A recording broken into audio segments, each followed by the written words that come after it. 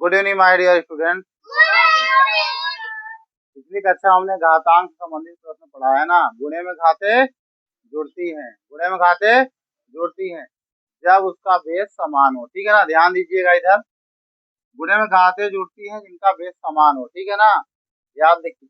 अगला क्वेश्चन देखिए, first question.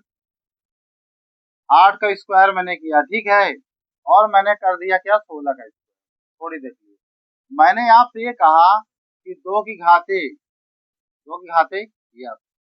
X की वैल्यू क्या होगी, यक्स का मान क्या होगा, राइट।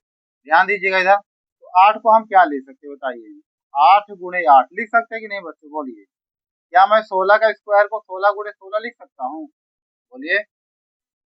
अब ये देखिए, 8 किसका क्यूब है, 2 का क्यूब है। 8 2 का क्यूब है। 16 किसका है, 2 दूनी 4, 4 दूनी 8, 8 दूनी 16। तो 2 की घाते कितना हो जाएगा 16, बोलिए 4। और ये 2 की घाते क्या हो जाएगा, 4। अभी मैंने आपसे बताया गुणे में घाते जुड़ती है जब उसका बेस क्या हो, बोलिए समान हो।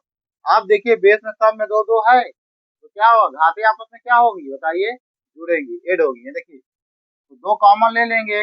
अब देखिए, 4 और 4 8, 8 और 3 11, 11 3 कितना हो गया, बोलिए 14। आंसर क्या आ गया बच्चों बताइए, 2 घाते। तो यक्स का मान कितना आ गया, आप बताइए, 14 है यक्स का मान। कोई डाउट यहाँ तक आ रहा समझ में।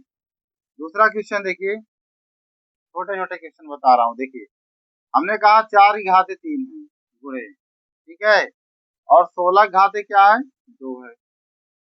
अब मैंने कहा कि 2 की घाते वाई की वैल्यू बताइए, क्या, वाई की वैल्यू, वाई की वैल्यू क्या होगी बताइए।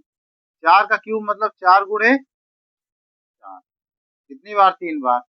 अब 16 का स्क्वायर मतलब 16 गुणे 16, कितनी बार हो गया बच्चों, 2 बार। अब बताइए, 4 2 का स्क्वायर है, और ये 4 2 का स्क्वायर है कि नहीं है, बोलिए।